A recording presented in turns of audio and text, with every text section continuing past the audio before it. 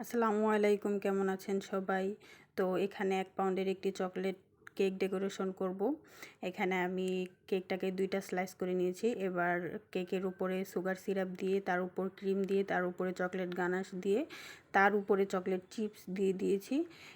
তারপর হচ্ছে আরেকটা যে কেকের স্লাইস ছিল সেটা দিয়ে, তার উপরে সুগার সিরাপ দিয়ে, তারপর হচ্ছে আমি ক্রিম দিয়ে একটা প্যালেট নাইফের সাহায্যে ফিনিশিংটা করে নিব। এখানে আবার জিজ্ঞাসা করতে পারেন যে আপু আপনি সুগার সিরাপ কখন দিলেন, শুধু তো বললেন, দেখালেন তো না।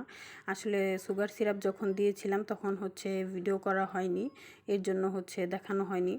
না, যদি না বলতাম তাহলে আবার বলতেন যে আপু সুগার সিরাপ তো দিলেন না। যাই হোক, এখানে আমি চকলেট গানাশ নিয়ে নিয়েছি, একটা পাইপিং ব্যাগের সাহায্যে দিয়ে দিয়েছি। আর এখানে একটা ছোট প্যালেট নাইফ দিয়ে সমান করে দিব। আমি কখনো এত ছোট বোর্ডে হচ্ছে কেক বানাই না। আমার কাছে 9.5 ইঞ্চির যে বোর্ড ওইটা শেষ হয়ে গেছে, যার জন্য এটা একটু ছোট হয়ে গেছে। তো এখানে আমি 1 এর একটা নজেল নিয়েছি, এটা দিয়ে ডেকোরেশন করব। দেখতেই পেলেন কিভাবে করলাম, এইভাবেই হচ্ছে পুরোটা করে নিব। এটা পুরোটাই একটা কাস্টমাইজ কেক, মানে ভাইয়া আমাকে ছবি দিয়েছিল যে আপু সেম এইভাবে করে দিবেন। তো এখানে আমি নিচে বর্ডার দেওয়ার জন্য হচ্ছে ছোট যে নজেলটা আছে ওইটা নিয়েছি। তবে কাস্টমাইজ কেক হিসাবে একটা জিনিস ভালো লেগেছে যে কয়েকটা কালারের কেক ডেকোরেশন করতে হয়নি, মানে শুধু একটা ক্রিম দিয়েই আমি পুরো কেকটা ডেকোরেশন করেছি। কয়েকটা কালার মিক্স করতে গেলে হচ্ছে অনেক কষ্ট হয়।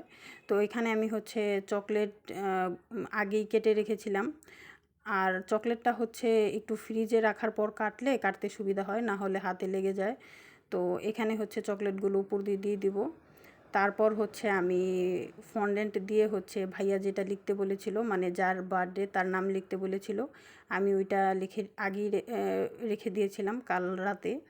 আর এখানে হচ্ছে আমি কিছু সুগার বল উপর দিয়ে দিয়ে দেবো। এটা এটা দেওয়া ছিল না, কিন্তু দিয়ে দিলাম যাতে একটু সুন্দর লাগে তাই। তো এই তো, এখন আমি ফন্ডেন্ট দিয়ে দিয়েছি। ডেকোরেশনটা শেষ, কেমন হয়েছে জানাবেন।